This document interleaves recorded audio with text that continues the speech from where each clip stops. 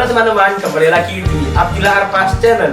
Dalam video kali ini saya akan membahas salah satu aspek penting dari dunia kreatif dan bisnis, yaitu haki atau hak kekayaan intelektual. Tahukah kamu bahwa ide-ide brilian dan karya-karya kreatif yang kita lihat sehari-hari dilindungi oleh hukum? Haki mencakup berbagai aspek perlindungan, mulai dari hak cipta, paten, hingga merek dagang. Di video kali ini kita akan menjelajahi apa itu haki, mengapa itu penting, bagaimana kamu bisa melindungi karya-karya kamu sendiri, dan contoh-contoh haki. Yuk simak penjelasan selengkapnya. Apa itu hak kekayaan intelektual atau haki? Hak kekayaan intelektual adalah hak yang diberikan kepada hasil olah pikir manusia untuk mendapatkan perlindungan hukum. Haki bertujuan untuk melindungi karya-karya intelektual yang diciptakan sehingga penciptanya mendapatkan pengakuan dan keuntungan finansial. Prinsip-prinsip haki ada 4, yaitu prinsip ekonomi. Dalam prinsip ekonomi, hak intelektual berasal dari kegiatan kreatif dan karya pikir manusia yang memiliki manfaat serta nilai ekonomi. Prinsip keadilan. Prinsip keadilan merupakan suatu perlindungan hukum bagi pemilik suatu hasil dari kemampuan intelektual, sehingga memiliki kekuasaan dalam penggunaan hak atas kekayaan intelektual terhadap karyanya. Prinsip kebudayaan. Prinsip kebudayaan merupakan pengembangan dari ilmu pengetahuan, sastra, dan seni guna meningkatkan taraf kehidupan serta akan memberikan keuntungan bagi masyarakat, bangsa, dan negara. Prinsip sosial. Prinsip sosial mengatur kepentingan manusia sebagai warga negara sehingga hak yang telah diberikan oleh hukum atas suatu karya merupakan satu kesatuan yang diberikan perlindungan berdasarkan keseimbangan antar kepentingan individu dan masyarakat lingkungan. Mengapa sih haki sangat penting? Haki sangat penting karena melindungi inovasi dan kreasi, mendorong kreativitas dan investasi dalam penelitian. Dengan adanya haki, pemilik dapat memperoleh keuntungan dari hasil karya mereka yang pada gilirannya mendukung perubahan ekonomi. Selain itu, haki juga membantu menjaga keadilan di pasar dengan mencegah peniruan dan penyalahgunaan karya orang. Hal ini menciptakan lingkungan yang sehat bagi pengembangan produk dan jasa yang berkualitas. Seterusnya, apa saja sih fungsi dan manfaat haki?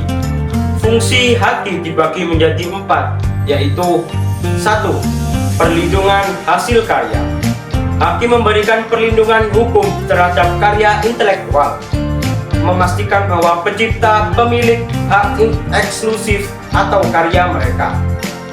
2. Pencegahan peniruan.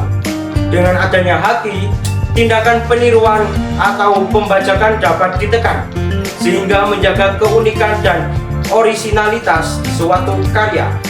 3. Pengaturan hak dan kewajiban.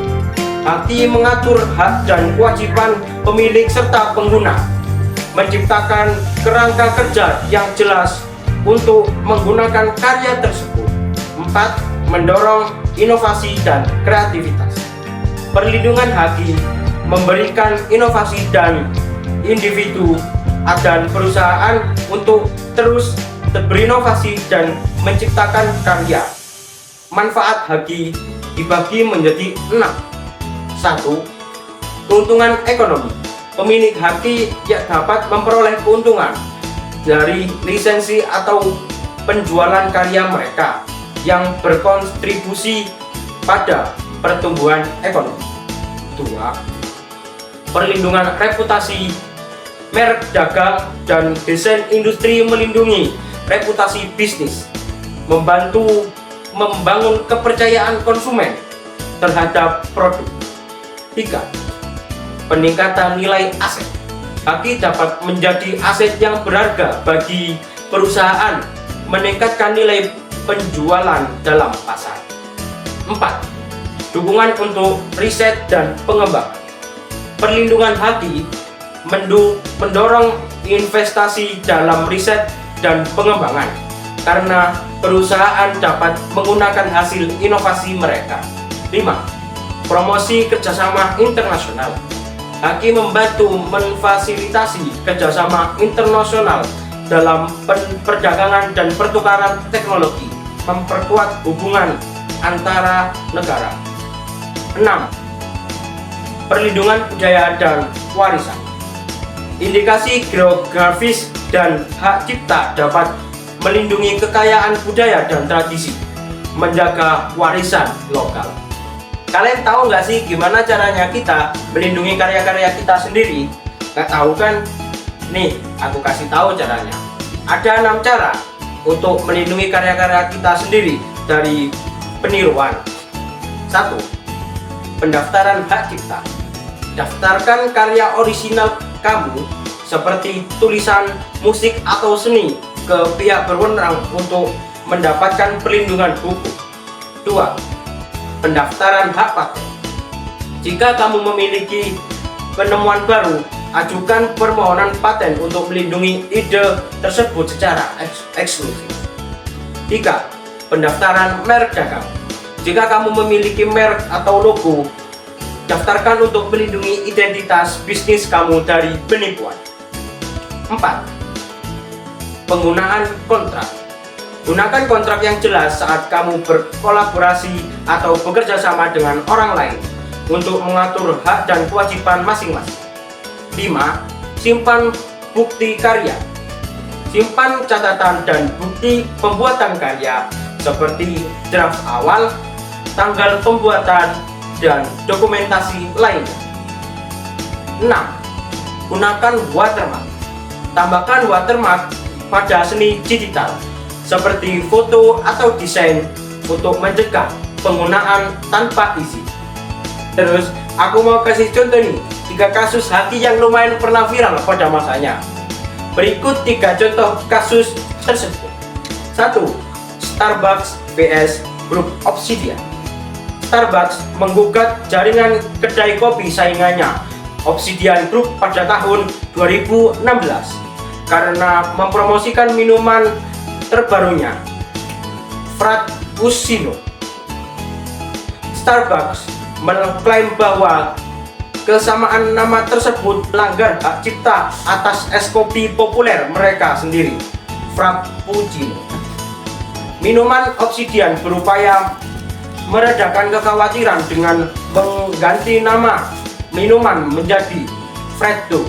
Starbucks tetap teguh dalam upaya mereka menangani kasus ini, dan kasus tersebut belum terselesaikan hingga pertengahan tahun 2022. 2. Gucci vs Teva. Pada tahun 2009, 2 nama yang paling dikenal di industri mode saling berhadapan ketika Gucci menggugat Quest dengan tuduhan bahwa Quest telah melanggar beberapa merek dagang Gucci. Gucci awalnya meminta ganti rugi sebesar $221 juta, tetapi akhirnya menyelesaikan gugatannya dengan $4,1 juta. Jadi, mengapa hal itu terjadi?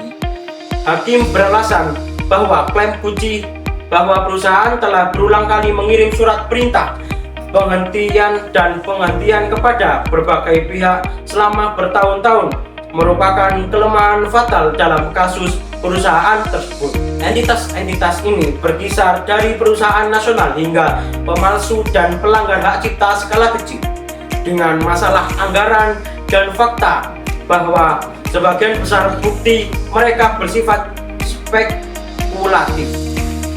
Departemen Pembela Gucci telah kewalahan. 3. Perbandingan Apple dan Microsoft. Pernah suatu ketika dua raksasa teknologi tersebut berhadapan di pengadilan. Apple mengajukan gugatan terhadap Microsoft pada tahun 1988, tak lama setelah peluncuran Windows 2.0, sebuah peningkatan signifikan terhadap versi aslinya. Saat itu, Apple menuduh Microsoft menjiplak antarmuka penggunaan grafis yang terdapat pada sistem Macintosh tanpa izin atau lisensi.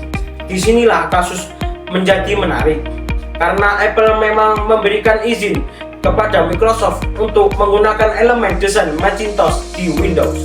Misteri yang menyelimuti bagian ini adalah entah mengapa Departemen Hukum Apple tidak menerima memo tersebut setelah Windows 2.0 dirilis. Apple sangat terkejut dengan tiba-tibanya proses hukum tersebut sehingga ia tidak mengirimkan peringatan atau ancaman pencegahan apapun. Itulah 3 contoh kasus haki yang lumayan viral pada masanya. Sebagai penutup, pentingnya pemahaman tentang hak kekayaan intelektual atau haki tidak bisa diabaikan. Haki bukan hanya melindungi karya cipta individu, tetapi juga mendorong inovasi dan kreativitas dalam masyarakat. Dengan menghormati dan memahami haki, kita berkontribusi pada perkembangan budaya dan ekonomi yang lebih baik. Mari kita bersama-sama menjaga dan menghargai hak-hak ini, sehingga dapat terciptanya lingkungan yang kondusif bagi para kreator dan inovator. Dengan demikian, kita semua berperan dalam mewujudkan masyarakat yang adil dan berkelanjutan. Saya Muhammad Abdillah pamit undur diri. Sampai jumpa di video selanjutnya. Jangan lupa like, comment, and subscribe. See you next video.